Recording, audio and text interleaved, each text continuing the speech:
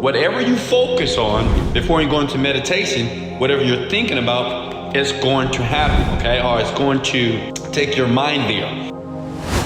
What I want to show you is a 60-second meditation that you can do. To do this, you need some money and you must have an intention. It's the first thing I do every morning, okay? Good morning, all praise to the Most High, God is the greatest.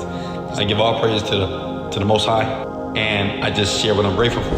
And I take the money, because I always want more money, and I just look at the money, and I think about my intention, and think about my goal. And as you decide to relax, I want you to take a deep breath through your nose. And release. And I want you to do is close your eyes, okay? Think about your intention. Think about the thing that you want. And all I want you to do is think and see the money coming into your bank account. Focus on your breathing. I want you to move to the present.